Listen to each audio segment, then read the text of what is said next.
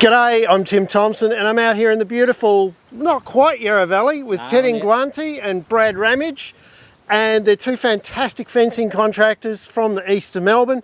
They've promised to show me a bit of new gear today and how they're using it, and they're also promising to show us how to attach equine mesh to posts in a way that's not been seen before on the channel. Guys, I'm really looking forward to this. We've got Brad doing the work, Ted doing the supervision. Ted, how are you today, mate? Good, Tim, yourself? Mate, I'm rapt to be out here. Let's get into it. Let's into it.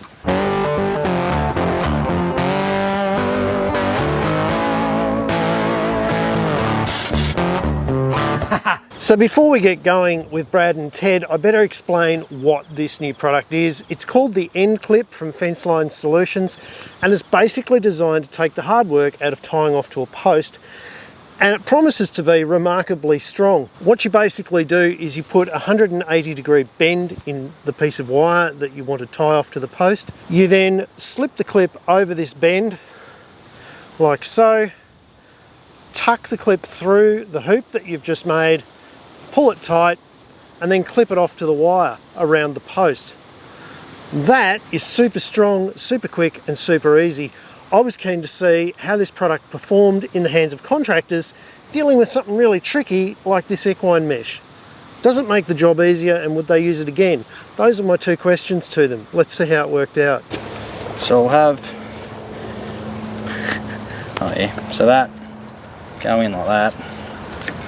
Give that a bit of a, how you doing? And then, yeah, so that way. That's a lot easier. Yeah, so you kind of need it a bit looser than, yeah. I'm still working these things out. Because, yeah, you want that to go on the inside. Go there. Give them a pull. And because that's a little bit. I can go, if you get it side, that's it. That's it like that. And then, yeah. Yeah. So it's kind of a, once you get your two hands there, you're kind of right. Brad, we've got Ted working now. You've just come off the other end tying with these new clips. What did you think of them? First time using them? Not too bad, yeah. Pretty quick? Yeah, well, by the time you get the hang of it, yeah, it gets quicker as you go, and I reckon, yeah, it's a lot quicker than tying off. What were the tricks to it?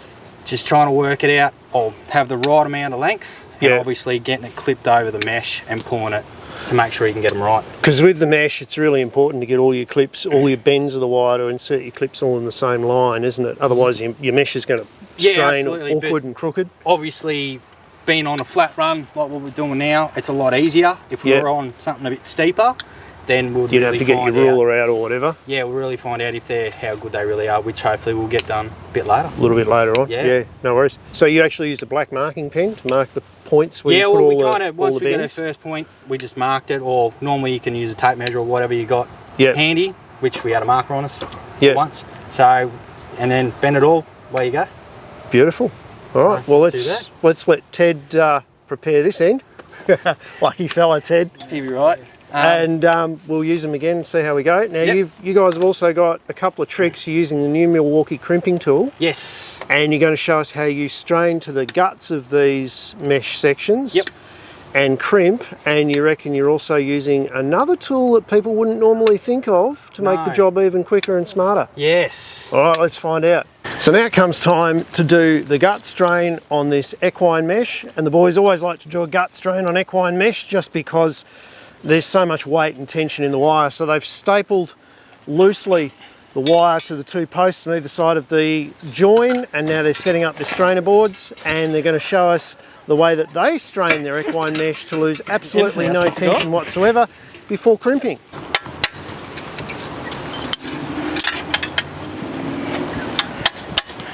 She teach a bit of horses as well.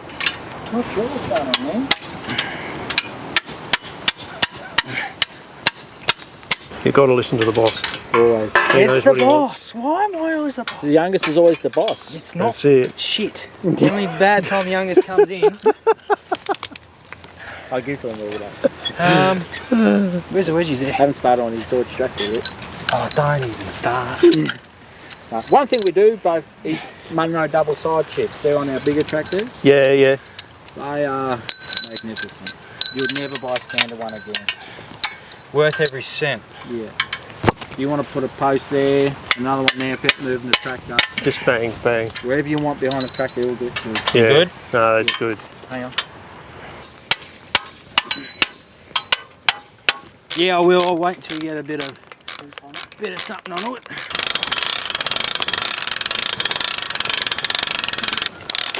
Yeah. So they're not actually getting smaller.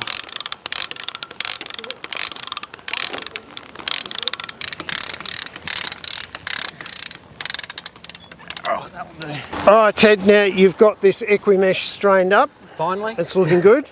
It is. So you've found some ways to make your job a lot easier.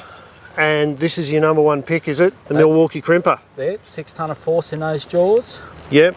Your lead crimps. And how many squeezes of the trigger per join? 2. And then you've got another tool as well that you're going to use, because you've still got a bit of play in the join here, don't you? Correct. And you take that out. You take that out. Yeah. So we'll trim that up, and then we'll grab that little tool on the ground there. I call it the Jimmy Higgins. Yep. And that takes a strain between the 2 boards, and then beautiful. Give this a run, and we'll show you it's done. Yeah. Then we'll take 2 out on each. Or you take 1 out, I'll take 2. So I'll cut it there then. Yep, and then we'll take that 1 out and I'll take 2 out. Yeah. New one. Brand spanker. I haven't even worn it yet. Yeah? No. Now the next section is, we've got to get this section tight. Because if we were to let this go, crimp, it's just going to go loose. So Brad's just putting on the crimps. We'll slide all these 12 or 13 or how many crimps there is. And then we use this tool, James Higgins fencing tool. Fencing tool. Yeah, tool I only use for this job, and loose plain wires, no doubt.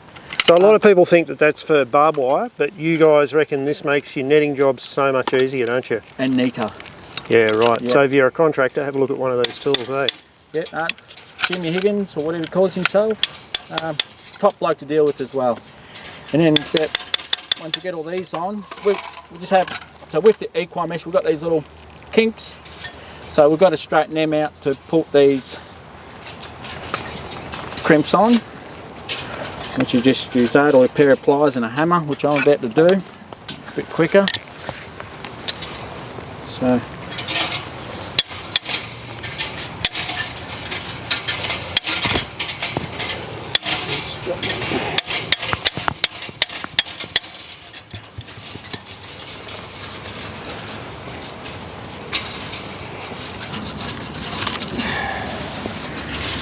So slip him over on the bottom. There we go. There. Yeah. It usually takes us 1 or 2 goes to see where we've got to have the tool, whether in which square. There we go. Yep. And then just pull. Brad, just flick that wire. Yep. And then the other side. There we go. Brad's big muscles will give that a good. And there we go. Now that's taken all the belly That's taking the slop out of of that strain, so when you finish crimping, there's no loss. No loss. So what we're doing now, Tim, is we've got the crimper here, and that's done. And that's as quick as that.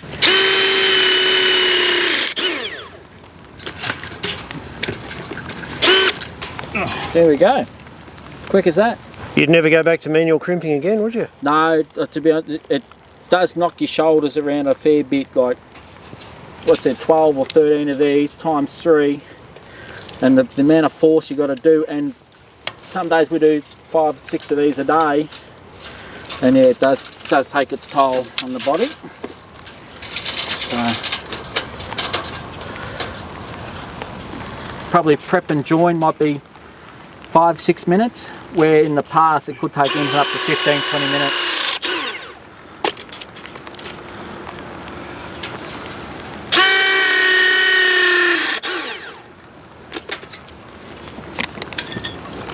You can probably just give him one, Bradley, and then go down once we've got everything off. Yeah, you can do that if you want to.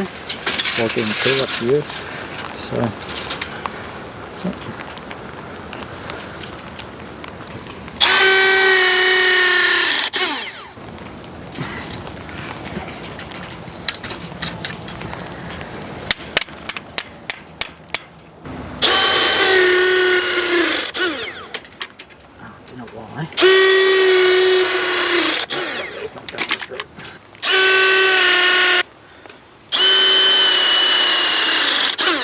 So this is tight now in between the two boards, and the main man here will let her off.